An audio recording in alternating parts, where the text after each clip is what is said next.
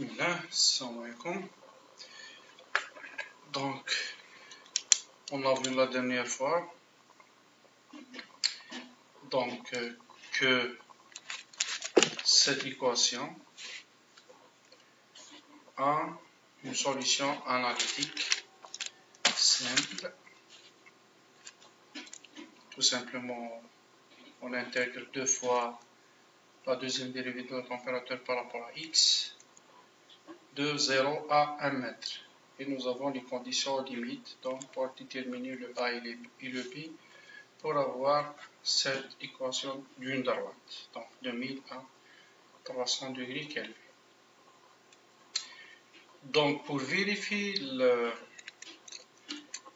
notre résolution numérique, on va utiliser après cette équation, donc d'une droite. Donc, est-ce que cette équation peut être résoudre numériquement? Bon, bien sûr, c'est oui, puisque en général, le numérique a le pouvoir de résoudre n'importe quelle équation. Donc, au contraire aux résolutions analytiques. Donc, deuxième dérivée de t par rapport à x. Donc, pour la résolution numérique, on va utiliser, donc en général, nous avons trois familles de discrétisation. Trois familles ou bien trois méthodes de discrétisation pour la résolution numérique des équations différentielles. Donc nous avons les différences finies, les volumes finis et les éléments finis. Donc c'est les trois grandes familles de méthodes de discrétisation numérique. Nous on va utiliser la méthode plus simple. Donc c'est l'application, c'est la méthode qui a l'application très simple que les deux autres méthodes. Donc ils ont le même principe. Donc maillage, discrétisation, conditions limites, ainsi de suite, système d'équations, ainsi de suite. Donc ils ont le même principe. Nous on utilise les différences finies juste pour essayer de décortiquer le principe de fonctionnement des simulateurs en général. Donc, on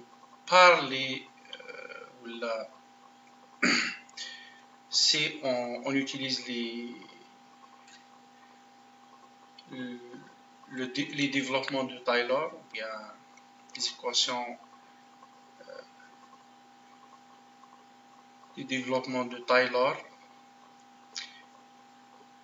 à titre d'exemple. Donc,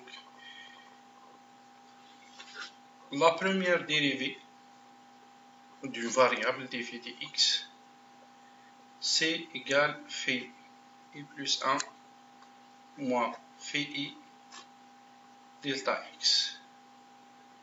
Ça veut dire quoi ça?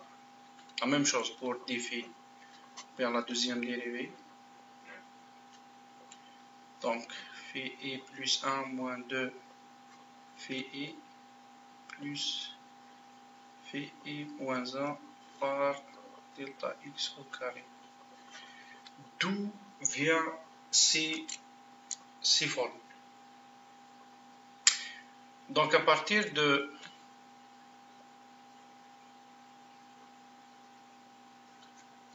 développement de Taylor, donc f de x égale f de x0 plus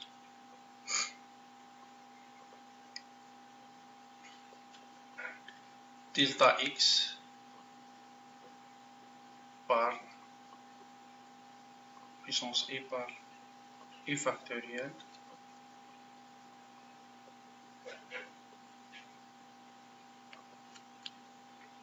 f n et plutôt x0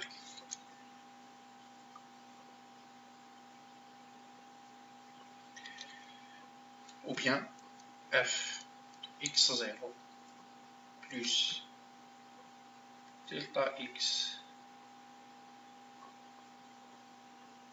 par 1 factoriel f prime x0 plus delta x au carré 2 factoriel f 2 prime x0 plus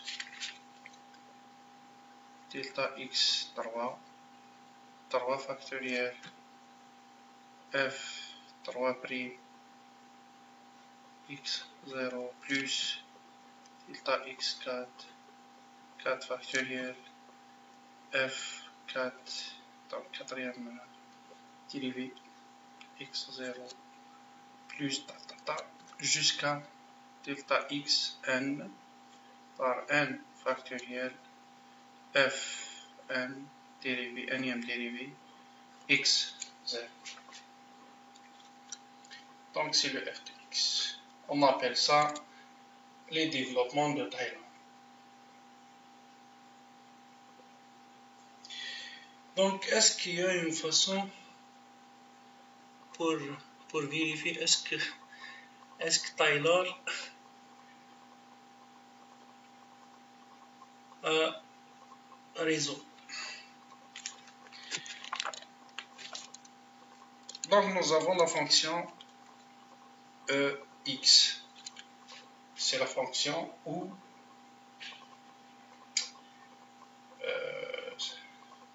la première dérivée égale la même fonction. C'est-à-dire, si on dérive ex égale ex. Donc, si on dérive n fois ex égale toujours ex. Donc, f de x égale ex. C'est-à-dire, selon Taylor, ex égale e0,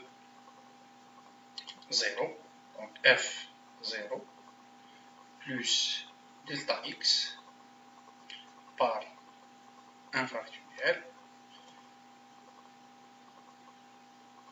La première dérivée de x, c'est ex. Donc, e0 aussi. Plus delta x carré 2 factoriel e0 plus delta x triple 3 factoriel e0, ainsi de suite. Donc, on considère ça comme une erreur. C'est une erreur qui nous considère négligeable. Donc, on trouve finalement ex égale 1, puisque e puissance 0, plus delta x, donc plus delta x tout court, voilà, plus delta x au carré par 2, plus delta x 3 par 6, plus bien sûr certains erreurs. Donc, ça, si on a considéré que x0 égale à 0. C'est ça. Donc, x moins x0, c'est notre delta x.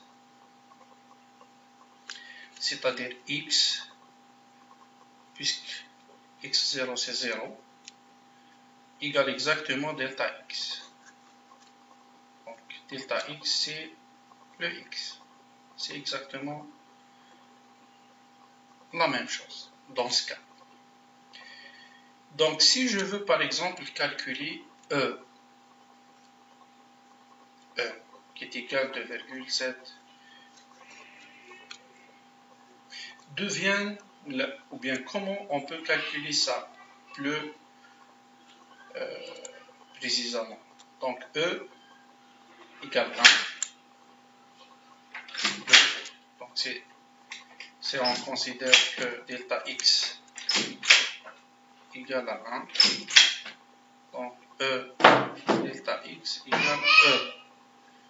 Donc, E égale 1 plus delta x c'est 1. Donc, c'est 1. Plus delta x au carré, c'est 1 au carré, donc 1 demi. Plus 1 sixième. Donc, est égal 2, 2 et demi et 1 sixième.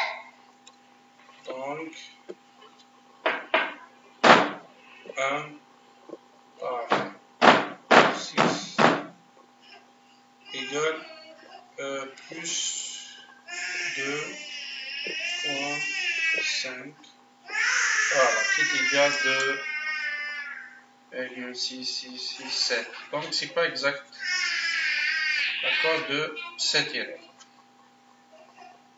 Donc, si on fait les calculs jusqu'à la fin, on va trouver cette valeur exacte, c'est-à-dire 1 par 4 factoriel, donc plus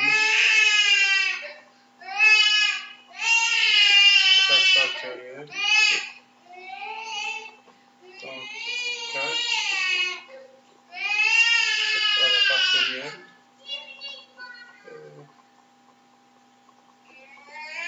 l'inverse, voilà, l'inverse, plus 2,66666. Donc voilà, c'est à peu près 2,71. 2,71. Voilà. Donc, si on utilise, donc c'est juste, ce qui fait Taylor est exact. Donc, si on applique ça,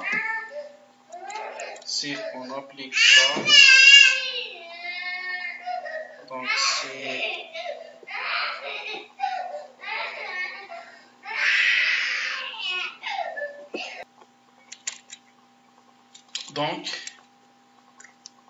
puisque la formule de Taylor est juste, on va l'utiliser. Delta x par 1 factoriel f' de x. OK. Plus certaines erreurs qu'on va négliger. Donc, f' de x en réalité égale, selon Taylor, f de x moins fx0 par 7 delta x. C'est exactement ça.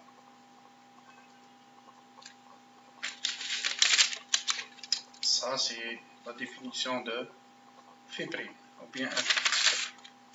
Voilà. Donc, c'est exactement la même chose pour avoir f de prime de x qui est égal, ainsi de suite. Donc, ça, le f de x et le f de x0, en fait, c'est notre fonction à la position i plus 1. Donc, i plus 1, ça veut dire à la position x. I à la position x0. Ici, c'est à la position x, à la position x0, à la position x0 moins delta x. Autrement dit, donc, voilà le i plus 1 et le i moins 1. Donc, c'est les i, c'est j'ai mis les x, donc c'est la position x0 x0, c'est la position x qui est égale x0 plus delta x, donc c'est delta x, la même chose ici, c'est delta x, c'est x0 moins delta x, donc i moins 1, i plus 1, voilà. Pourquoi faire tout ça? Donc, tout simplement pour discrétiser cette équation. Donc, si on remplace phi ici par la température, donc on peut écrire ça. Donc, c'est TI plus 1 moins 2 fois TI plus TI moins 1 par delta x au carré. Donc, selon Taylor, d au carré de t dx au carré égale ti plus 1 moins 2 ti plus ti moins 1 par delta x au carré qui est égal à 0 selon notre équation de transfert de chaleur par conduction thermique. Donc, la température ici, donc CTI, TI moins 1, TI plus 1. Et nous avons ici notre delta x.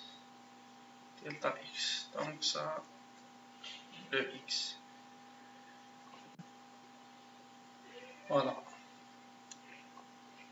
Donc si on applique cette hypothèse sur notre exemple, donc de 0 à 1 mètre, si soi-disant on veut diviser notre domaine de calcul par 4 intervalles, donc 4 delta x. Donc si on met les x, donc nous avons tout simplement 0, 1 et notre 4 intervalles, donc 1 mètre par 4 pour avoir notre delta x.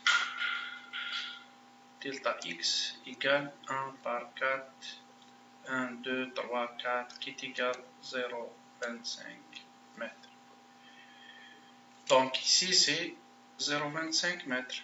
x0, 0,25, 0,5 c'est la moitié. 0,75 jusqu'à 1 mètre. C'est les x. Si on représente par les indices i, donc c'est 1, i,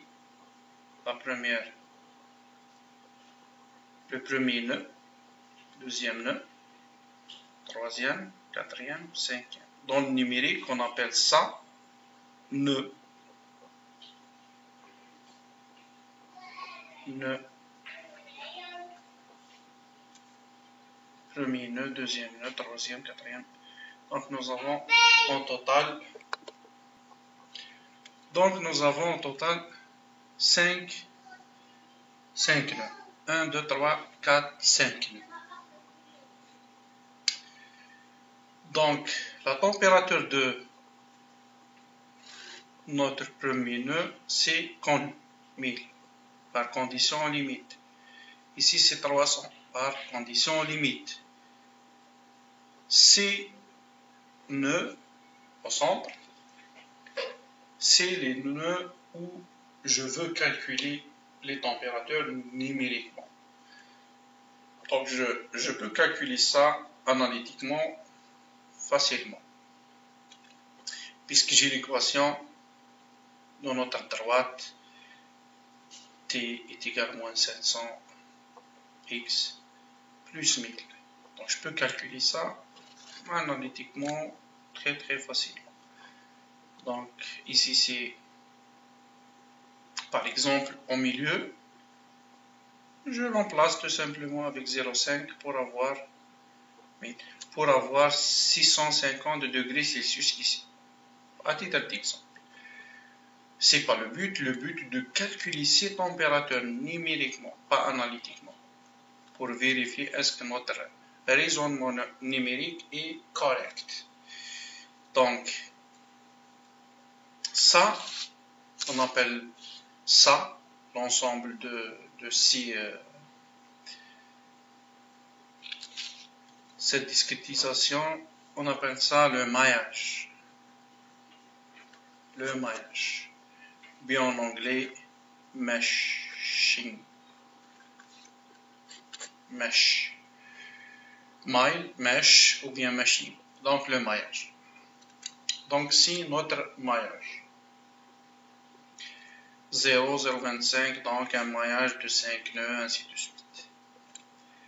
Et nous avons notre équation, bien sûr, cette équation. Cette équation qu'on appelle équation algébrique, donc équation après discrétisation. Donc TI plus 1 moins 2 TI plus TI par delta X au carré égale à 0. Bon, c'est l'équation discrétisée. C'est valable pour notre demande du domaine de calcul de 1 jusqu'à 5. Bon, on peut éliminer ça puisque ça égale à 0. Donc, il ne reste que ça. Donc, 2 fois TI qui est égal TI plus 1 plus TI. Donc, en fait, TI égale la moyenne de TI plus 1 plus TI, le tout par 2. Donc, c'est l'équation générale discrétisée. Donc, si on applique cette équation sur, bon, cette nœud, c'est connu. Donc,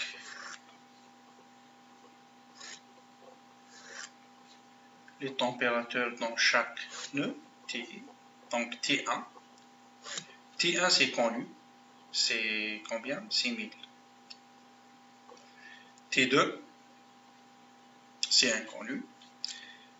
On applique l'équation discrétisée. Donc, c'est T3 plus TI moins 1. TI moins 1 moins 1. TI moins 1. Donc, c'est CI égale à 2. Donc, I plus 1, c'est-à-dire 2 plus 1, c'est 3. 2 moins 1, c'est 1. Le tout par 2. La même chose pour 3. Donc, T3 plus 1, c'est T4 plus T3. Donc, c'est T2 par 2. T4, c'est T5, 4 plus 1, plus T3, 4 moins 1, par 2. T5, c'est connu, qui est égal à 300. Voilà. Donc, bon, c'est égal. Donc, c'est notre système d'équations algébriques. On appelle ça la discrétisation d'une équation différentielle à un système d'équations discrètes ou bien algébriques. Donc, ça, c'est la discrétisation. OK? Donc, nous avons maintenant notre système d'équations. Donc, T1 qui est égal à 1000, T2 qui est égal à T3 plus T1 par 2, T3 qui est égal à T4 plus T1 2 par 2, T4 qui est égal T5 plus T3 par 2, et finalement T5 qui est égal 300 degrés Kelvin. Voilà notre système d'équation algébrique. Donc maintenant, la résolution d'un système d'équation algébrique. Donc bien sûr, nous avons plusieurs méthodes d'équation: Lagrange, T-diamant, tridiagonal, algorithme. Nous avons Gauss, Gauss-Seidel, ainsi de suite. Donc on utilise la méthode de Gauss-Seidel.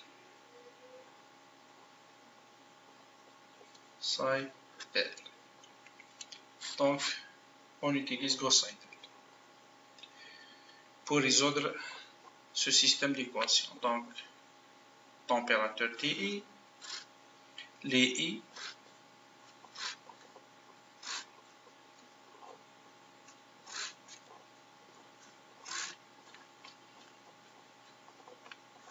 voilà. Donc 1300. On commence par n'importe quelle température. C'est l'itération bien sûr 0. Donc d'après Gauss, je peux commencer avec les températures bien les valeurs que je veux. Mais logiquement, les températures sont incluses entre 300 et 1000. Donc on met 650 partout, tout simplement. Bon, c'est pas l'itération 1, on appelle l'itération 0, ou bien les valeurs initiation. Et je fais mon premier itération. Voilà. Donc, la première itération, bon ça c'est 1000, ça c'est 300, pas de problème. Ça, T2 égale T3 plus T1 par 2, c'est-à-dire 650, bon, voilà, 650 plus 1000 par 2. Donc, 650 plus 1000,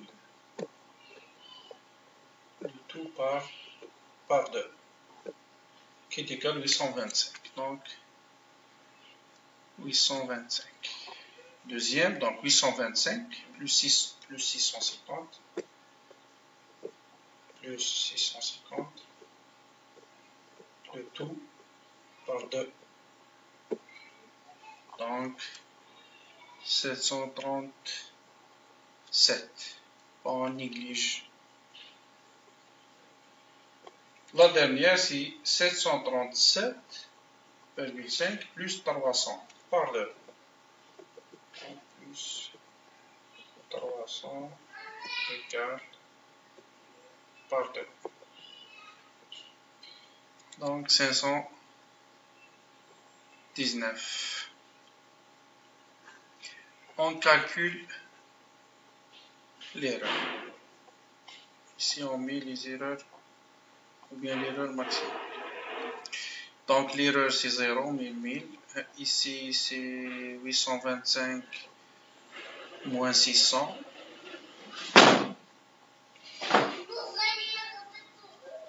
Donc 50, 150 plus 25, donc 175.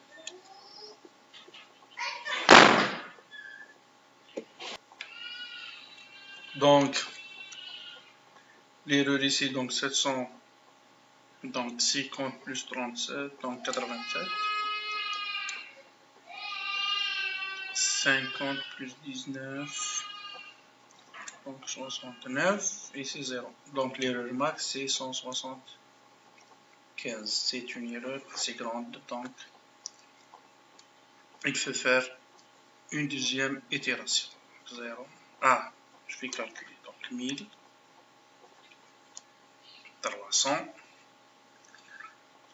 Donc 1000 plus combien? Plus 737. Donc 737. 737 par 2. Donc c'est 868. Donc 868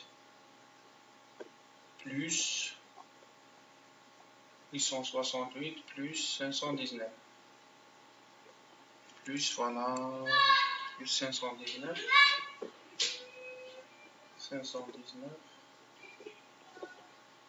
divisé 2. Voilà, donc 694 plus, donc plus 300 égale,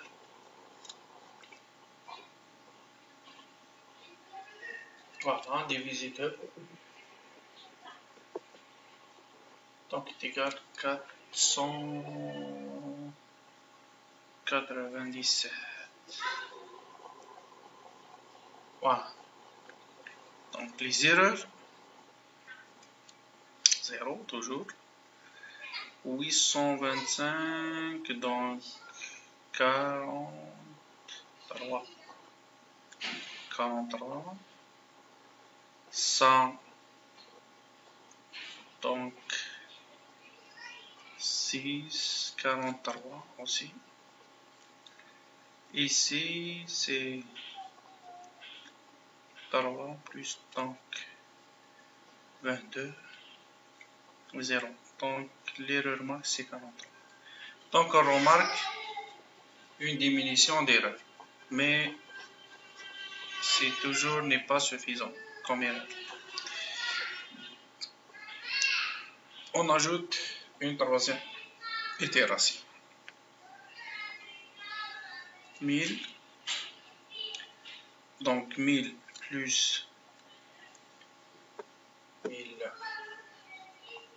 1000 plus combien? Plus 868. 868 par 2 égale 934. Non, c'est faux. J'ai fait une bêtise. Donc 1694. Bon, si j'ai fait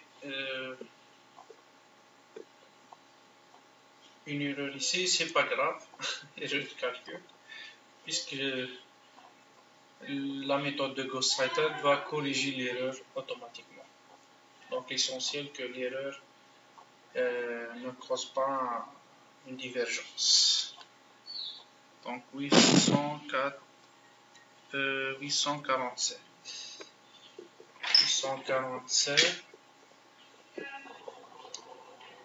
plus 847 plus 400 plus 497